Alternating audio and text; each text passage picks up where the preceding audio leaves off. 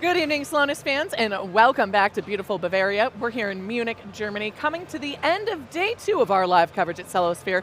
My name's Savannah Peterson, bringing you all the best stories and customer case studies with the one and only Rob Strechay.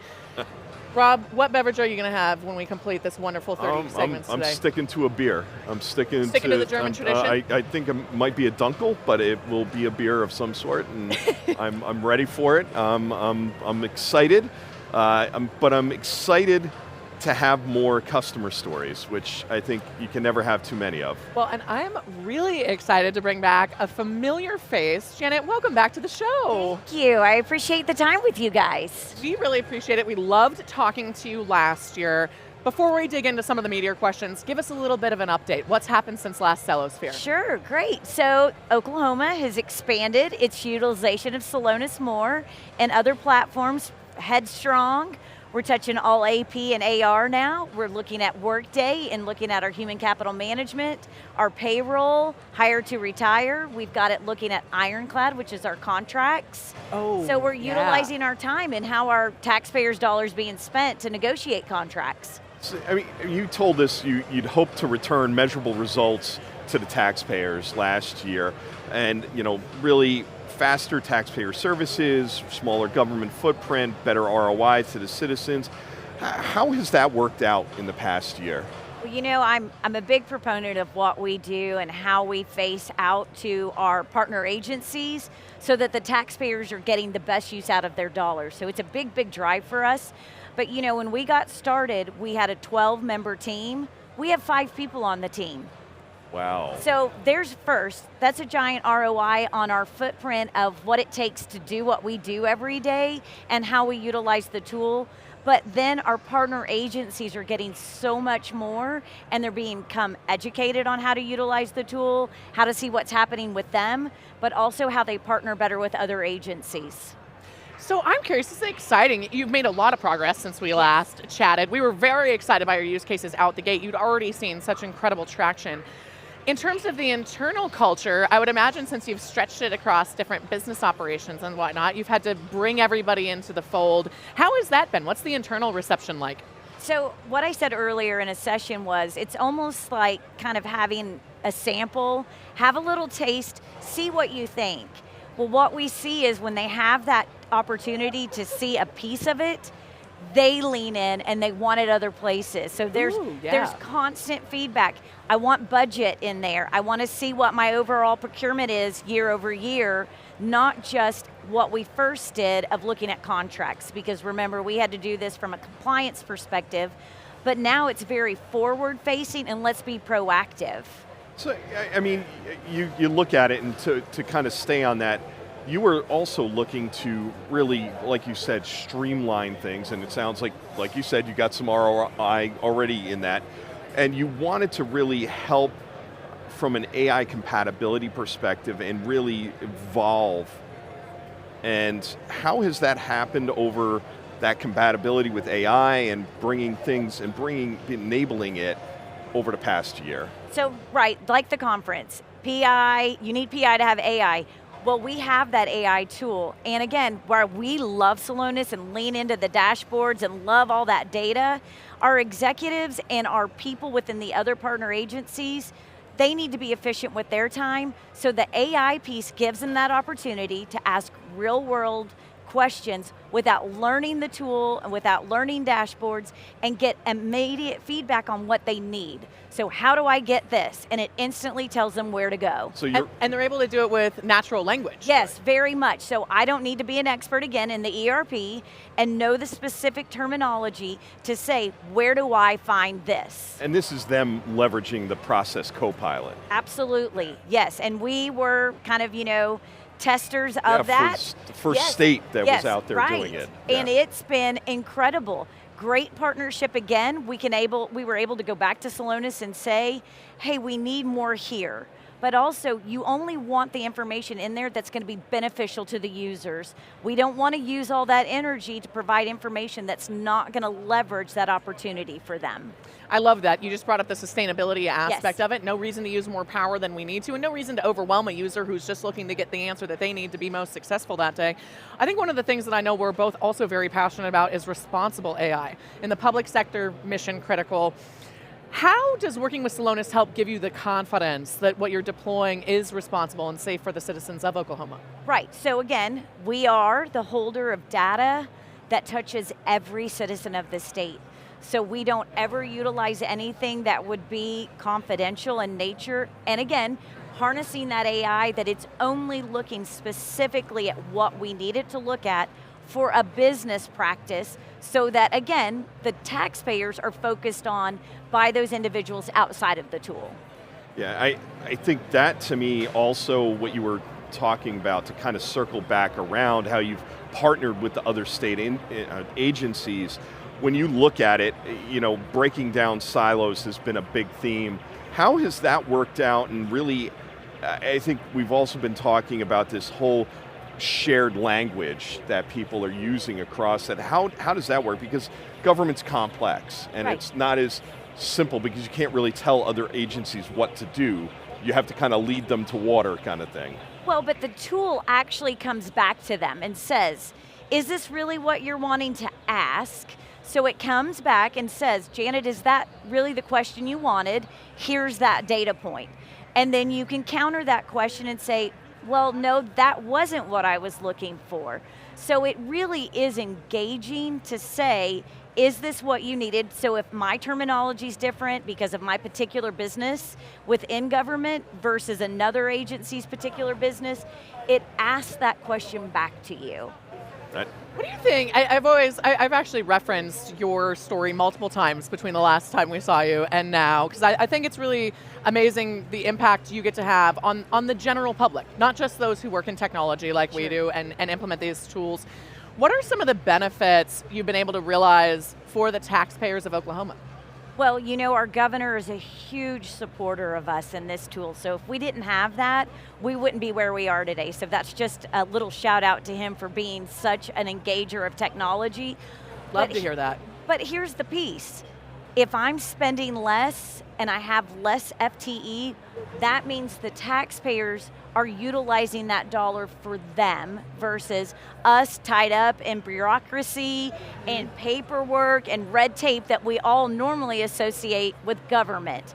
We are making it leaner, we are making it faster, we're making it more efficient, so the dollar really goes back to the citizens of our state. Which is so impressive. I can go back to public projects, schools, many different things get to benefit from that. There's never a shortage of things that are in need of no, because it's their money. Yes, it's absolutely. Their money. Again, it's always, we trust me, in Massachusetts there was just the votes this past week about overrides versus non-overrides and things of that nature, and it's that season back home and everything. But it also gives the legislature real tangible information to look at their constituents and say, we need to make changes to the law so that the money's going in the right direction and the government's operating the right way. But again, that goes back to you as a citizen, so that you've got better infrastructure, better roads, better resources. Nobody's waiting to get a driver's license, right? All the things that you and I need to be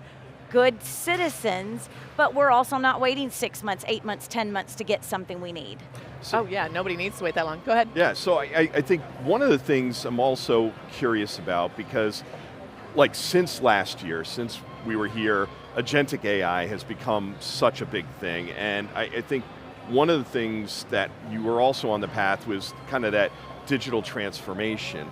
How has Celonis really partnered with you to help with that digital transformation and really get you ready for AI and responsibly help in the public sector? So we've talked about this all week. Celonis sits above all of our legacy systems. So it doesn't necessarily replace the various tools, because again, we all have our own tools that we're particular to. It sits above and it tells us, here's where some inefficiencies are, and it pulls it all into a single pane of glass. So we can see it in one place versus someone spends 10 hours at one agency pulling data out of a platform, then we've got to bring in another platform data, and then we have to bring it together. It's right there for us to see live.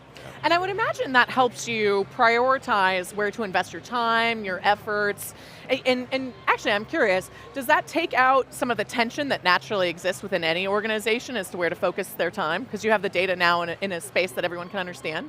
Well, so I will tell you, like APAR, our agency is responsible, because we're a shared service, to provide AP and AR services across 60 different agencies. Whoa. And again, they all have different mission critical jobs. They look at it every day to decide how their team's going to deploy every morning. And the tool does that for them. They come together, they see what they need to do, and they action. And where before it might have just been a dashboard of KPIs, it literally steers their day every single day. How have you seen, because I mean, you talked about no AI without PI, how have you seen this help parts of the other organization or other agencies really rethink some of their processes? Because I think that's one of the big themes here too, is that, hey, it's not just about putting what I currently have in there, it's about process improvement as part of it. How has that worked out? Well, so again, we were put into place for a compliance reason, right? We needed to address the situation. We had talked about that last year. But now it's a tool for them to say, I have the opportunity to move faster, more efficient, and provide a service differently and better because the tool tells them, here's your process, here are those little spaghettis that start to go off track, and how we can redirect to do it better. So they are experts in their area, but they instantly see, it takes me X number of days to get this license out the door, or it gives me X amount of time to get these invoices paid, and I'm in this business area, now I understand how I can be more efficient. So it can go down to every specific platform and put it in the same place. Wow. I love that you just described it as little spaghettis. Because it's gently messy sometimes, or easy to get distracted. What's been the coolest thing for you, just speaking as an individual, I know you've done so much as an organization, what's been the most impactful thing that you think you've been able to achieve since you've had the insight provided by Celonis? So one of the big things that has come up is obviously efficiency all the time. We have less to work with, we need to do it faster, we need to do more. That's what you have to do in government. We need to cut your budget because we need that money out on the streets. But for us, we can look at contract utilization and say, before we deploy to 40 different vendors, do we really use all 40 of those vendors? We only use 3. Let's only execute 3 contracts so that we know we're leveraging price, we're also leveraging that utilization of our internal counsel, our procurement officers, our agencies, and we're saying, don't take the time to negotiate a new contract. We have one that exists for the exact same thing with another agency, so let's partner you two together and let's leverage the pricing with the vendor as well. So that's great. Super smart. You're taking the bloat out of government, at least as it's historically portrayed sometimes, which is a natural thing, it happens. Yeah, I mean, I think again, just because why I love talking to the customers here is really around the lessons learned and best practices that they've seen work. What are some that you could say, because I think government is definitely, it has some uniqueness to it versus say large corporate, like it's a little bit different than Mercedes-Benz building cars. Sure. But we have the same issues, right? We have supply chain issues. We've got to take care of citizens of the state. What happens? What are the breakdowns? But for us, it really is one of those opportunities where we say, hey, why haven't we ever considered this? Let's let the tool set above and let's see what we see that's happening. And again, is there a breakdown in the process? Are we hitting walls because we've got legislative problems that hold us back? So again, it gives us the power to say we need a new resource, we need to change the law.